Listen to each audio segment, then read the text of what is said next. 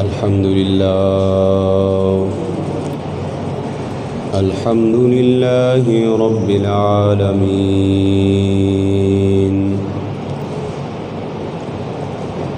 والصلاة والسلام على سيد الأنبياء والمرسلين.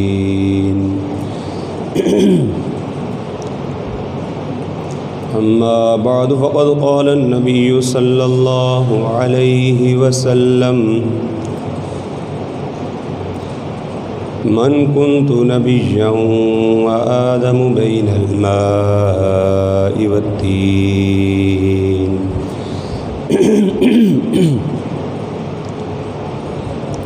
أجمل الأجملين وأكمل الأكملين سيدنا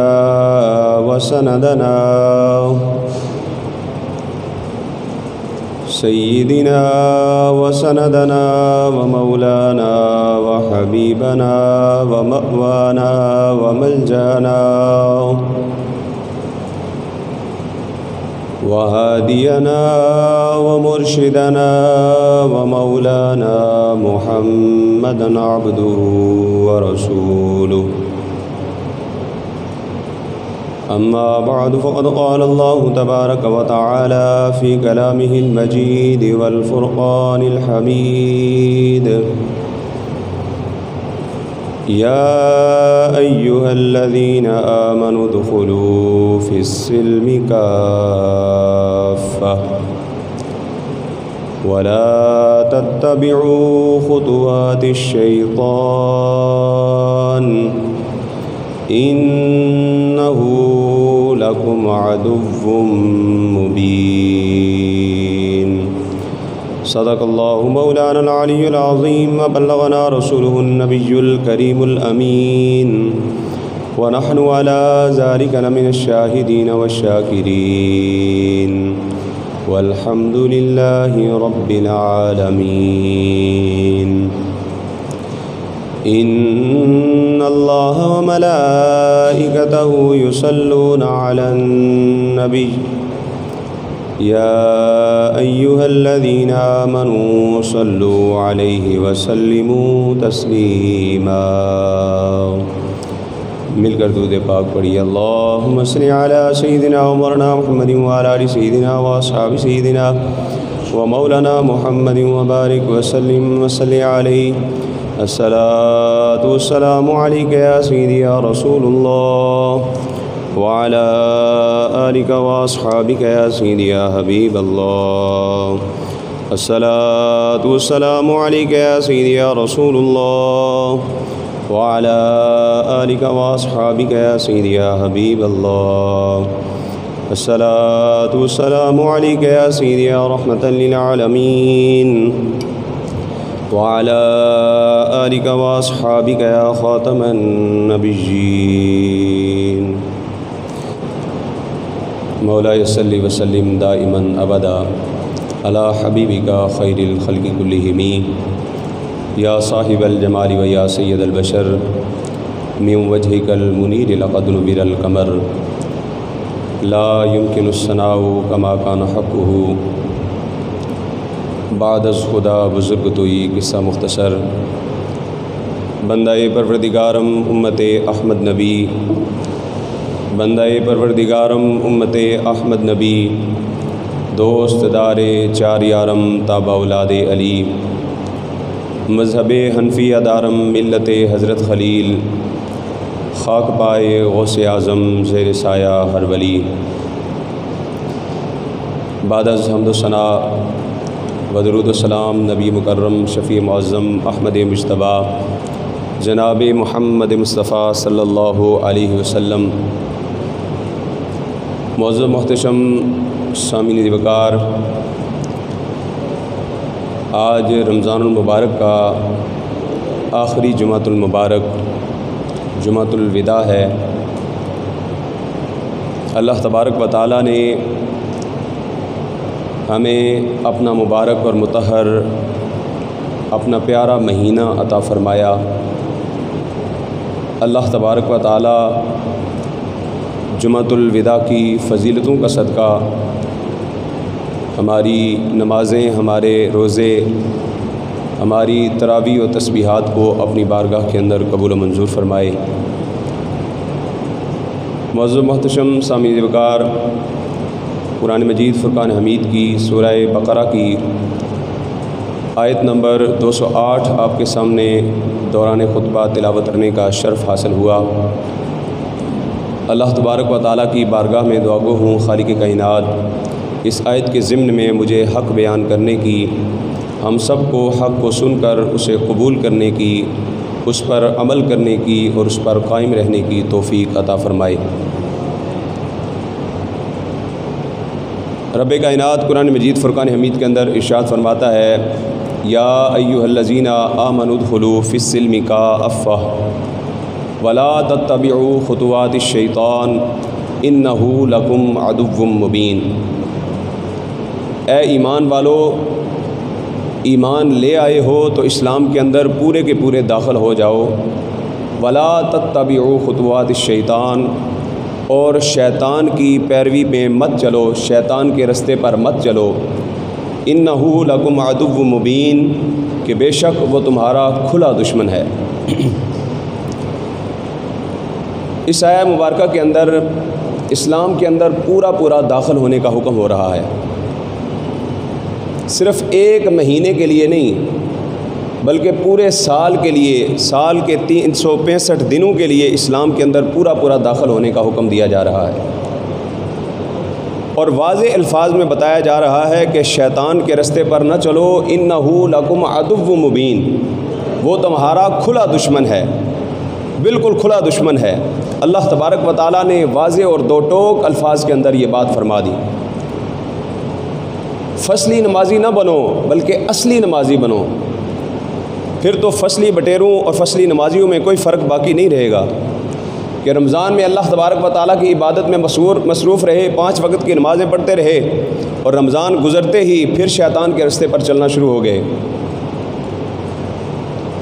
آخر کیا وجہ ہے کہ نماز نہ پڑھنے کے جو بہانے باقی 11 مہینے بنائے جاتے ہیں، جو گھڑے جاتے ہیں، باقی 11 مہینے جو بہانے بنائے جاتے ہیں، آخر رمضان میں وہ بہانے کہاں پر دفن ہو جاتے ہیں؟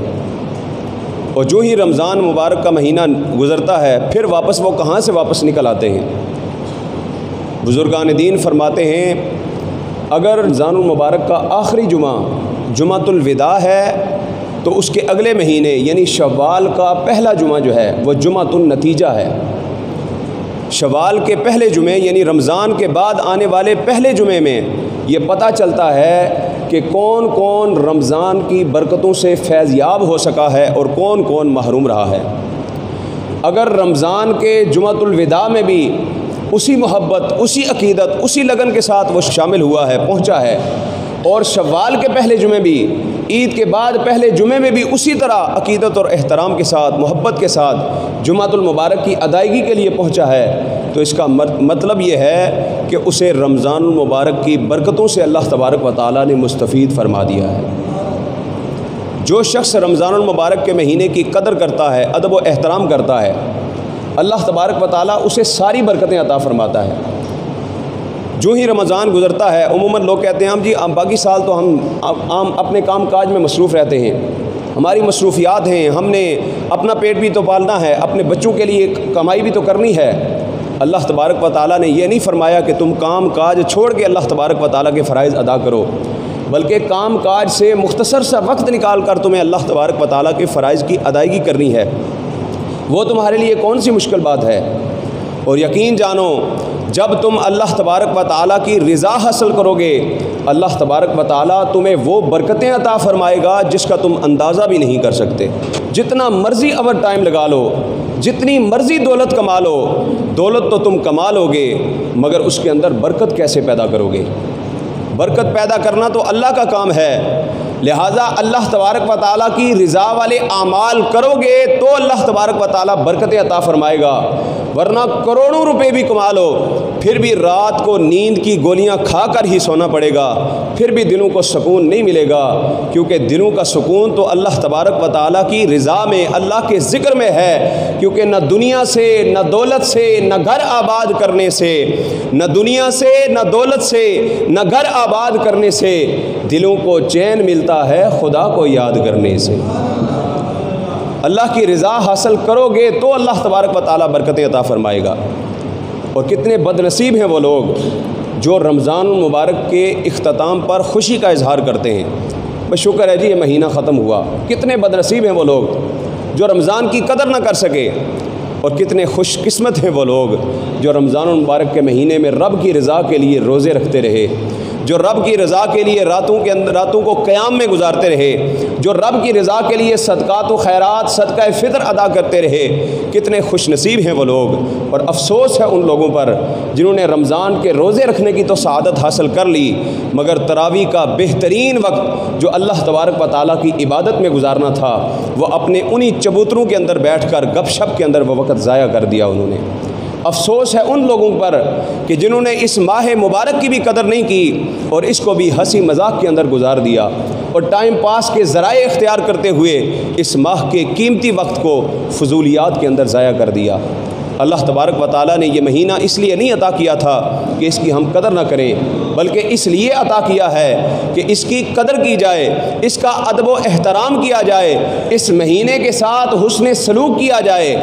اور اس مہینے کے ساتھ حسن سلوک کرنے سے کوئی اس مہینے کا بلا نہیں ہوگا، اس کی فضیلتوں میں کوئی اضافہ نہیں ہوگا، بلکہ رب کائنات فرماتا ہے اے میرے بندو تم رمضان کی قدر کرنا سیکھ لو، مجھے میرے رب ہونے کی قسم ہے اگر تم رمضان کی قدر کر لو گے تو اگر تمہارے نامہ اعمال کے اندر سمندر کے پانی کے قطرات کے برابر بھی گناہ ہوں گے تو رمضان کے صدقے سے میں سارے گناہوں کو معاف کر دوں گا، رمضان کے صدقے سے سارے اعمال تمہارے درست کر دوں گا۔ اسی لیے میرے آقا نے فرمایا من صام رمضان، ایک روایت میں ہے من قام رمضان ایمانا و احتسابا غفر له ما تقدم من ذنبه، کہ جس نے اللہ تبارک و تعالیٰ کی رضا اور خوشنودی کے لیے رمضان کے مہینے میں روزے رکھے اور قیام کیا، اللہ تبارک و تعالیٰ اس کے سارے گناہوں کو معاف فرما دے گا، سب گناہ بخشے جائیں گے جو اللہ کی رضا کے لیے، اللہ کی خوشنودی کے لیے رمضان کے مہینے میں قیام کرے گا۔ اور دیکھیں اللہ تبارک و تعالیٰ نے رمضان کے مہینے میں اپنے بندوں کی پریکٹس کروائی گویا سارا سال تم نے کیسے گزارنا ہے یہ آپ کی پریکٹس ہماری کروائی گئی ہے۔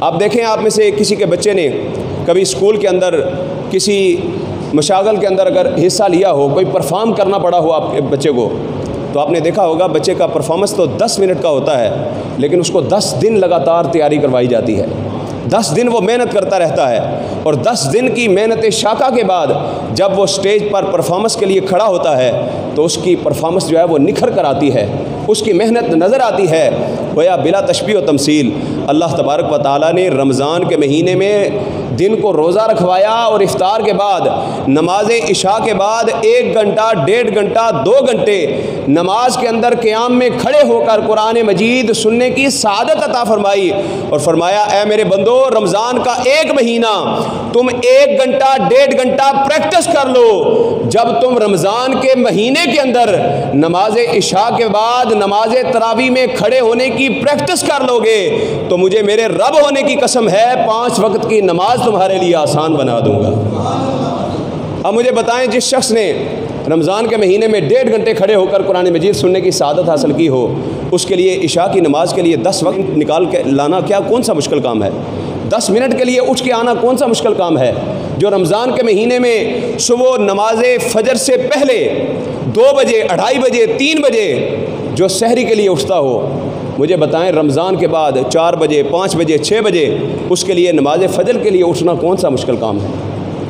معلوم ہوا کہ اب کوئی بہانہ نہیں چلے گا، بروز محشر کوئی بہانہ نہیں بنا سکتا، میں تھکا ہوا تھا، میں تو دن بھر مزدوری کرنے کے بعد آیا تھا، یا باری تعالیٰ میں ٹینشن کا شکار تھا، میں پریشانی کا شکار تھا، میں بیماری میں مبتلا تھا، کوئی بہانہ نہیں چلے گا۔ رب کائنات فرمائے گا کہ جب تو سحری کرنے کے لیے اپنا پیٹ بھرنے کے لیے رات کو 2-2:30 بجے اٹھ سکتا ہے تو میری رضا کے لیے تو 4 بجے نہیں اٹھ سکتا تھا؟ لہٰذا کوئی بہانہ نہیں چلے گا۔ اور آج دنیا کے اندر تو بڑے بہانے بنا کر لوگ جو ہے وہ ٹال مٹول کر دیتے ہیں۔ ابھی لاک ڈاؤن کے عرصے کے اندر میں نے جائزہ لیا، جو ہی لاک ڈاؤن ہوا مسجد کے اندر نمازیوں کی تعداد میں اضافہ ہو گیا۔ اور کیوں اضافہ ہوا اس کا میں نے جائزہ لیا تو پتہ چلا کہ نماز فجر کے اندر نمازی نہیں آتے، باقی نمازوں کے اندر آ جاتے ہیں۔ اچھا، جو پکے نمازی تھے وہ تو پوری اسی طرح ہی پڑھتے رہے، لیکن جو لاک ڈاؤن کے بعد آنے والے تھے وہ فجر میں نہیں آتے تھے، باقی ساری نمازوں میں وہ حاضر ہوتے تھے۔ تو میں اس نتیجے پر پہنچا کہ رمضان المبارک میں وہی لوگ جو لاک ڈاؤن سے پہلے، لاک ڈاؤن کے بعد جو فجر میں نہیں آتے تھے باقی نمازوں میں آتے تھے، رمضان میں نماز فجر میں اس لیے آتے تھے کہ انہوں نے سحری کے لیے اٹھنا ہوتا تھا۔ بھائی اٹھ کے سحری کھانی ہے، اب اس کو ہضم بھی کرنا ہے تو چلو جا کر نماز بھی پڑھاتے ہیں۔ تو خدا را یہ کوئی بہانہ نہیں ہے، یہ کوئی طریقہ نہیں ہے رب کی رضا حاصل کرنے کا۔ اگر رب کی رضا حاصل کرنے کے لیے تم سحری کرتے ہو، رب کی رضا کے لیے روزہ رکھتے ہو، تو رب کی رضا کے لیے پورا سال نماز فجر کے لیے بھی اٹھ سکتے ہو۔ اس لیے کوئی بہانہ قیامت والے دن نہیں چلے گا۔ جب اللہ تبارک و تعالیٰ نماز کا سوال کرے گا تو اس وقت کوئی بہانہ نہیں بنایا جا سکے گا۔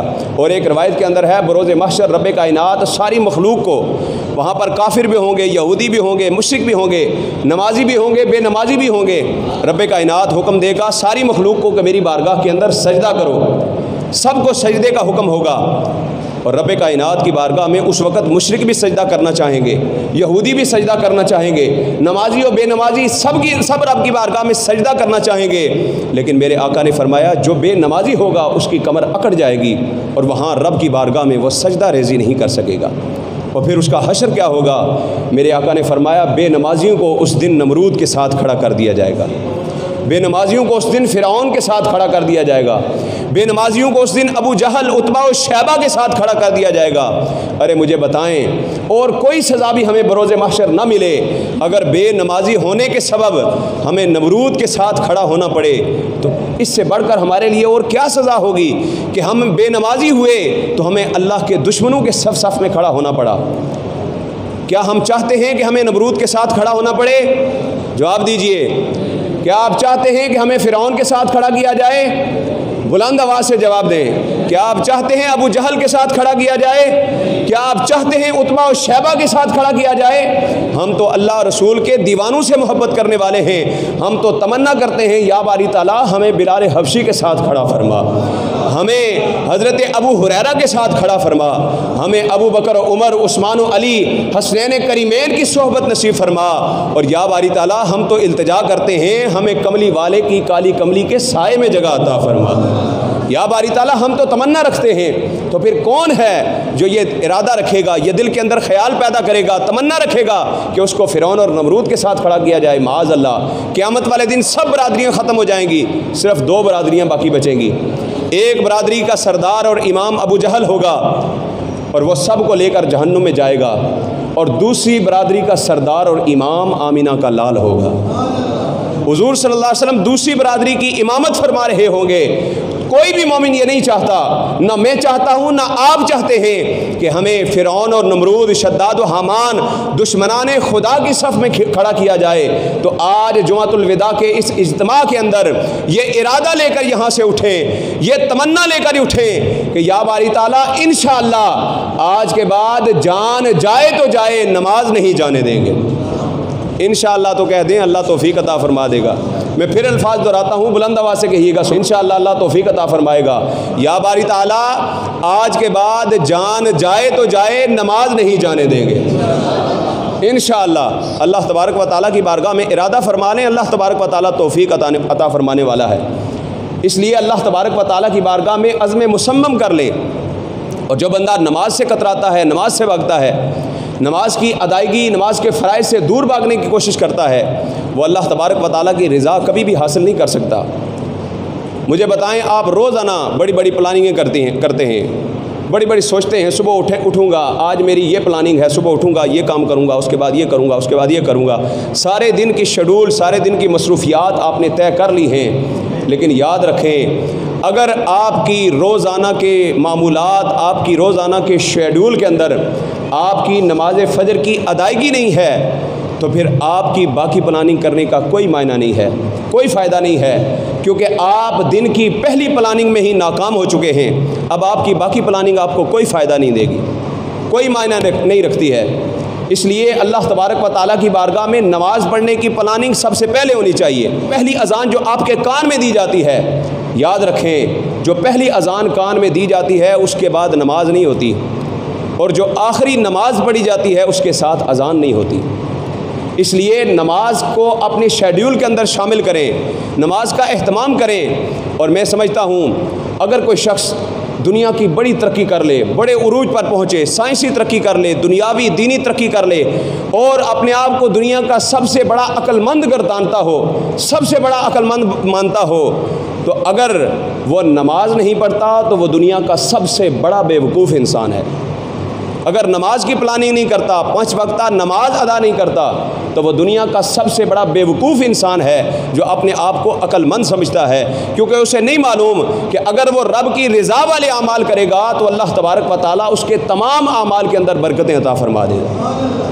اسی لیے ہم کہتے ہیں کہ نمازوں کو ہی پڑھنے میں نمازی دیر کرتے ہیں، نمازوں کو ہی پڑھنے میں نمازی دیر کرتے ہیں، تبھی انصاف کرنے میں بھی قاضی دیر کرتے ہیں۔ فرشتے رزق لاتے ہیں فجر میں اٹھنے والوں کا، فرشتے رزق لاتے ہیں فجر میں اٹھنے والوں کا، مگر اٹھنے میں صبح کو تو ہم ہی دیر کرتے ہیں۔ اور وہ اپنے ہاتھ پھیلاتے ہیں انسانوں کے آگے ہی، وہ اپنے ہاتھ پھیلاتے ہیں انسانوں کے آگے ہی، مگر اللہ سے لینے میں اکثر دیر کرتے ہیں۔ اور جو مانگے ہم دعا میں وہ ہمیں بس مل ہی جاتا ہے، جو مانگے ہم دعا میں وہ ہمیں بس مل ہی جاتا ہے، پر دعائیں مانگنے میں اکثر ہم ہی دیر کرتے ہیں۔ اس لیے حضرات وقار رمضان المبارک کے مہینے کے اس آخری جمعۃ الوداع کے اندر یہ عزم مصمم کر کے اٹھیں کہ انشاءاللہ جس طرح ہم رمضان کے مہینے میں اللہ اور رسول کی اطاعت و فرما برداری کے اندر سر بسجود رہے، اسی طرح رمضان کے بعد پورا سال انشاءاللہ ہم عبادات کے اندر مصروف رہیں گے انشاءاللہ، کہہ دینا۔ اللہ تبارک و تعالیٰ عمل کی توفیق عطا فرمائے۔ آخر میں اعلان سماعت فرما لیں۔ صدقہ فطر کے حوالے سے سوال کیا جاتا ہے کہ صدقہ فطر اگر کوئی شخص مجبور ہے، وہ مقروض ہے، غریب ہے، تو وہ کیا کرے؟ تو یاد رکھیں صدقہ فطر جو ہے وہ صاحب نصاب کے اوپر واجب ہے۔ اگر کوئی شخص صاحب نصاب نہیں ہے، غریب ہے، محتاج ہے، تو اس کے اوپر صدقہ فطر واجب نہیں ہے۔ اگر کوئی صاحب نصاب بھی نہیں ہے لیکن اس کے گھر کے حالات درست ہیں تو 125 روپے دینا کون سا مشکل کام ہے؟ میرے آقا نے فرمایا روزوں کے دوران رمضان کے مہینے میں جو ہم سے کوتاہیاں، جو کمیاں رہ جاتی ہیں، وہ اللہ تبارک و تعالیٰ صدقہ فطر کے صدقے سے دور فرما دیتا ہے۔ اور 125 روپے کے عوض اگر ہمارے نامہ اعمال درست ہو جائیں تو سودا کوئی مہنگا نہیں ہے۔ اس لیے صدقہ فطر عید سے قبل ادا فرمائیں، اور دارالعلوم انجمن تعلیم الاسلام کے لیے صدقہ فطر ادا کرنے کے لیے حافظ اسحاق صاحب سے آپ رابطہ فرمائیں۔ اور نماز عید الفطر انشاءاللہ العزیز جامع مسجد حاضہ کے اندر ٹھیک 7:15 بجے ادا کی جائے گی۔ ٹھیک 7:15 بجے انشاءاللہ نماز عید الفطر کھڑی ہو جائے گی۔ 15 سے 20 منٹ 25 منٹ پہلے خطبہ شروع ہوگا، لہٰذا جتنے جلدی ہو سکے آپ عید الفطر کے اجتماع کے اندر شمولیت اختیار فرمائیں۔ اللہ تبارک و تعالی ہمارے رمضان المبارک کے روزوں کو، عبادات کو اپنی بارگاہ میں قبول و منظور فرمائے۔ وآخر دعوانا ان الحمد للہ رب العالمین۔